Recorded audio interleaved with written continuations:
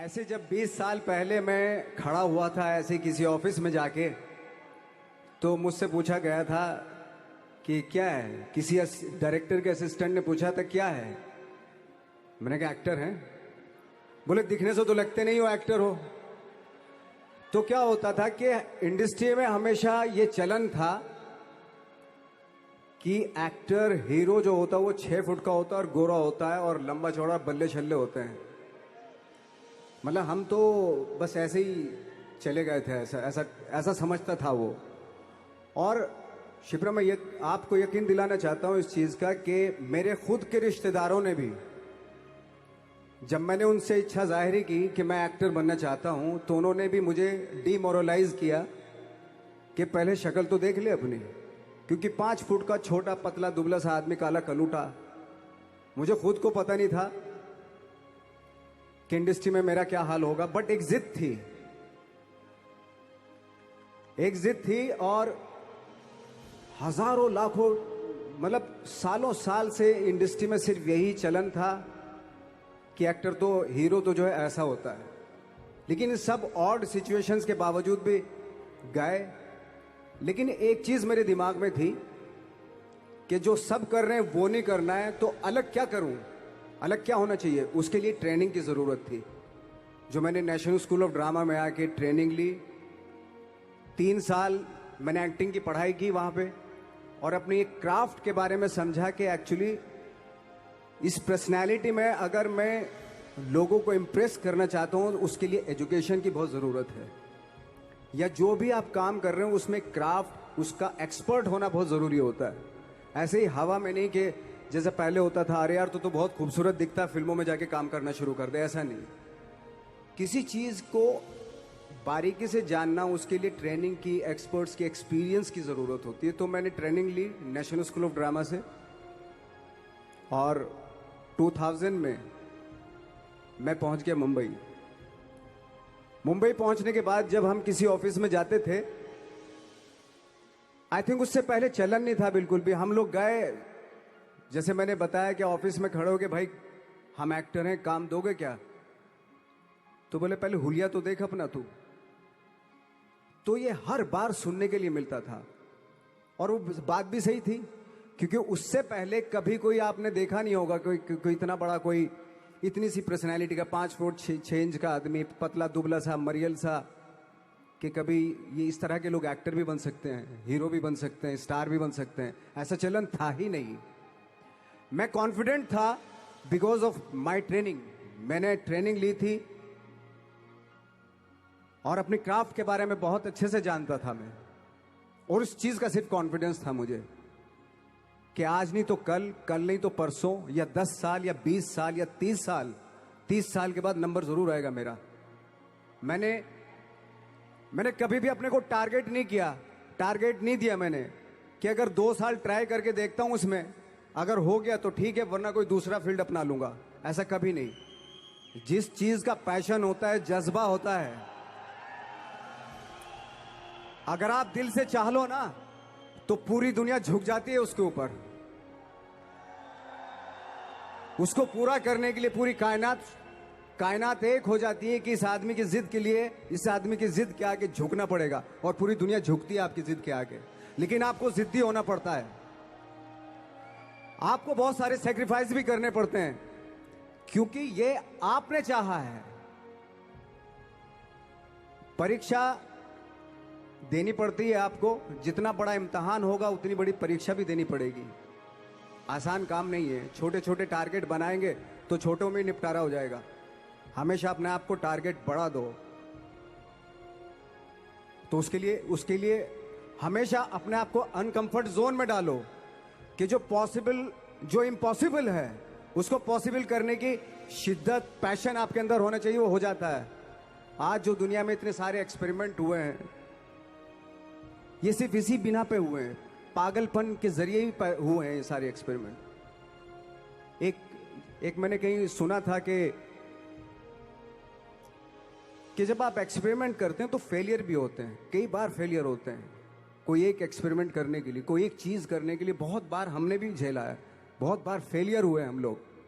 लेकिन एटलीस्ट हमें इतने सारे फेलियर होने से इतने तरीके पता चले कि इन तरीकों से सक्सेस नहीं मिल सकती। फॉर एग्जाम्पल, एडिसन ने जब बल्ब का आविष्कार किया तो 100 बार एक्सपेरिमेंट किए अपनी जिंदगी में। 100 बार एक्सपेरिमेंट करने के बाद जब उसको पता चला कि अरे फॉर्मूला तो ये था बल्ब बनाने का, तो एटलीस्ट उसको ये, उसके साथ साथ उसको ये भी पता चला कि 100 जो तरीके हैं, 100 तरीकों से बल्ब नहीं बनता, ये भी पता चला उन फेलियर्स में उसको।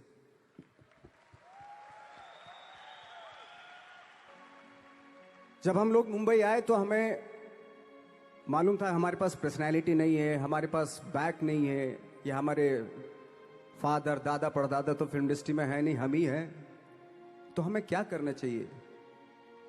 इसलिए लोगों के बीच में घुसे रहते थे, आम लोगों के बीच में घुसे रहते थे, उनका एक्सपीरियंस सुनते थे, उनको ऑब्जर्व करते थे।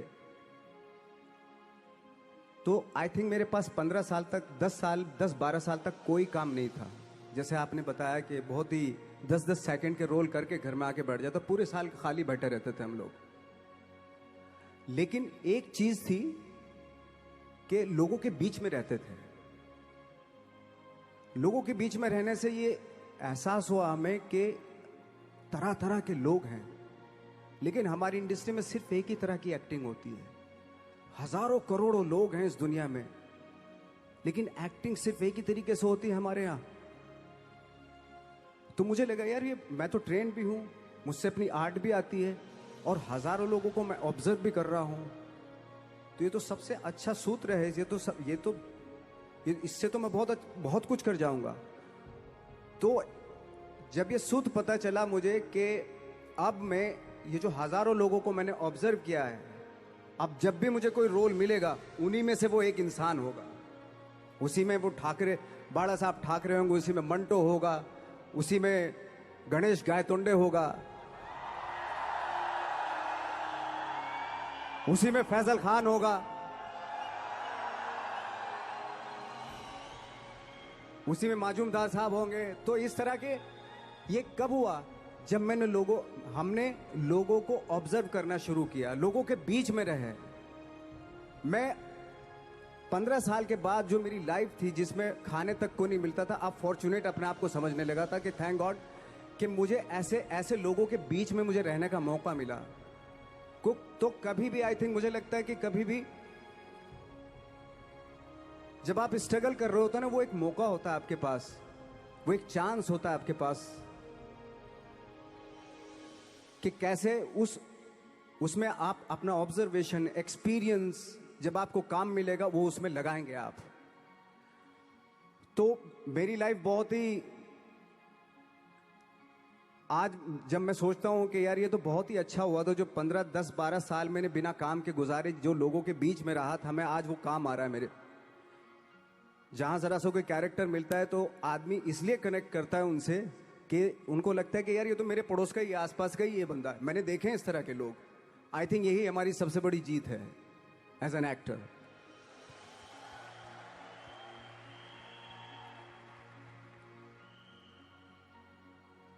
ऑफ कोर्स स्ट्रगल में बहुत सारी चीजें सेक्रीफाइस करनी पड़ती हैं, क्योंकि खुजली आपको हुई है, आप ही को मिटानी पड़ेगी।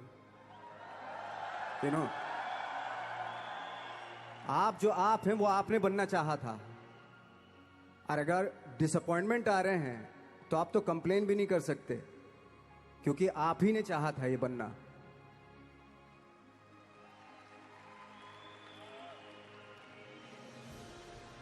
तो बस यही था कि 10-12 साल तक मैंने सोचा था, 10-12 साल जब स्ट्रगल हो गए तो मेरे बहुत ज़्यादा वो भी हुआ कि यार छोड़ के चले जाते हैं, कुछ काम मिल नहीं रहा है, क्या हो रहा है कुछ पता नहीं, आई डोंट नो मिल पाएगा या नहीं मिल पाएगा। फिर ये होता था कि नहीं, मेरी मदर जो है ना, एक लेटर लिखती थी मुझे हमेशा। तब मोबाइल नहीं आए थे, पेजर आए थे, तो पेजर यहाँ पे लगा के चलते थे हम लोग। जब उनको मालूम हो जाता था कि भाई बंदा जो है ना थोड़ा सा फ्रस्ट्रेशन में है, डिप्रेशन में है, क्योंकि काम नहीं मिल रहा, तो मेरी माँ मुझे एक लेटर लिखती थी। उसको लिखती थी कि लिखने के बाद एक लास्ट में लिखती थी कि 12 साल में कचरे के दिन भी बदलते हैं, तू तो इंसान है, तेरा दिन भी बदलेगा। तो उन सब चीज़ों को देख के कोई एक शेर, कोई एक कोटेशन, कोई इस तरह की जो मोटिवेट करती है जो लाइंस आपको, उनका रहना, उन पे बिलीव करना बहुत ज़रूरी होता है, क्योंकि वही चीज़ आपको मोटिवेट करती हैं आगे बढ़ाने के लिए। और जब खराब वक्त होता है आपको, वो लाइंस, वो पोएम्स, वो सारी चीज़ें आपको संबल देती हैं, मजबूती देती हैं, ताकत देती हैं। रही बात सक्सेस की, सक्सेस अगर 30 साल बाद भी मिलेगी, उसके लिए भी मतलब तैयार रहना चाहिए। सक्सेस की कोई डेट नहीं होती, कोई तारीख नहीं होती, कोई टारगेट नहीं होता कि इतने ही दिनों में मिल जाएगी। इंसान का काम होता है, आई थिंक, मुझे लगता है कि मेरे हिसाब से मुझे लगता है कि लाइफ ना हमेशा अपने आप को लाइफ में पुश करते रहो, और पैशन के साथ जिस भी आप काम में हो, जो भी आप काम कर रहे हैं, उसमें पैशन के साथ लगे रहना बहुत जरूरी होता है। क्योंकि पैशन से क्या होता है, जिस भी आप फील्ड में होते हैं उसकी डिटेलिंग्स मिलनी शुरू होती है। जैसे जब आप समंदर में देखते हैं, समंदर की जब गोता मारते हैं, नीचे जाते हैं, तो आपको एक धीरे धीरे बहुत कुछ दिखाई देना शुरू। ऐसी आपका भी फील्ड है, कोई भी, हर फील्ड ऐसा ही होता है, उसमें असीम संभावनाएं होती हैं, इतनी पॉसिबिलिटीज होती हैं कि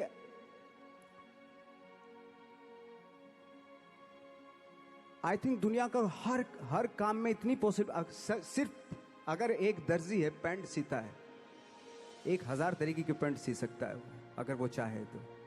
अगर उसने नहीं चाहा तो वो जो ट्रेंड चला आ रहा है वही सीता जाएगा।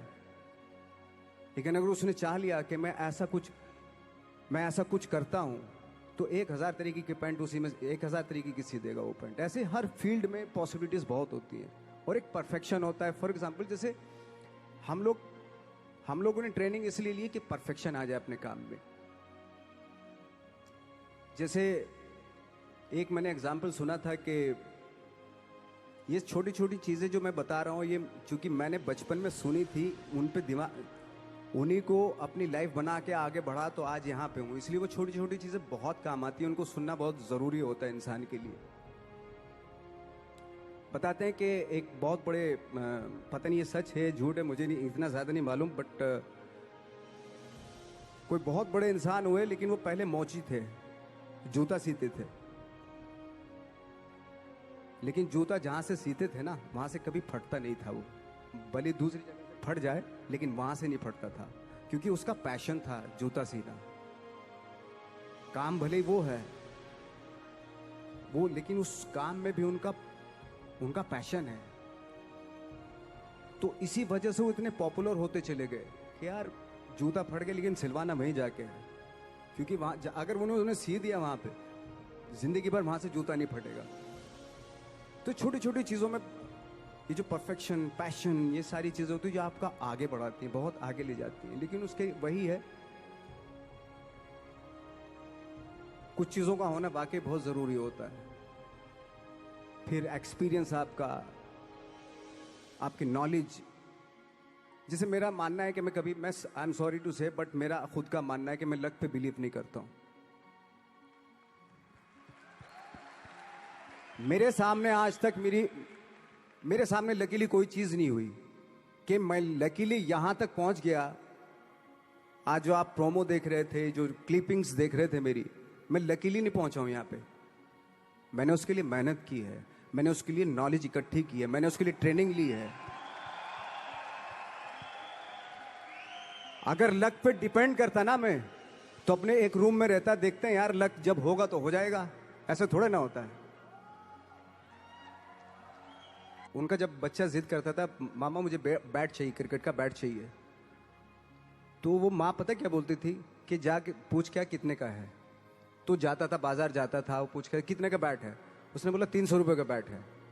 बोले, और जब माँ से बोलता था कि मामा 300 रुपये का बैट है, तो दोबारा माँ उसको क्या टास्क देती मालूम है? उसको बोलती थी जा अब पूछ क्या कि डिस्काउंट कब मिलेगा इसके ऊपर। तो दोबारा जाता था वो उसी शॉप पे, अंकल ये डिस्काउंट कब आएगा इसके ऊपर? बेटा 3 महीने के बाद आएगा इसके ऊपर डिस्काउंट। तो माँ बोलती थी अब बेटा 3 महीने डिस्काउंट आ जाएगा ना तभी लेना। तो 3 महीने तक वो बैठता था, पेशेंस। पेशेंस, ये सारी चीज़ें सिखाना, वो आप लेने को तो दिलवा सकते हैं, तभी दिलवा सकते थे, लेकिन उसके जो 3 महीने बीते उसमें पेशेंस में, वो आगे उसकी लाइफ में काम आएंगे। ये पॉसिबल है कि आपको अपने फील्ड में आप सिद्धि प्राप्त कर सकते हैं, लेकिन उसके लिए वही फिर वो पैशन, वो ऑनेस्टी, वो बहुत सारे एलिमेंट है जो जरूरी होते हैं।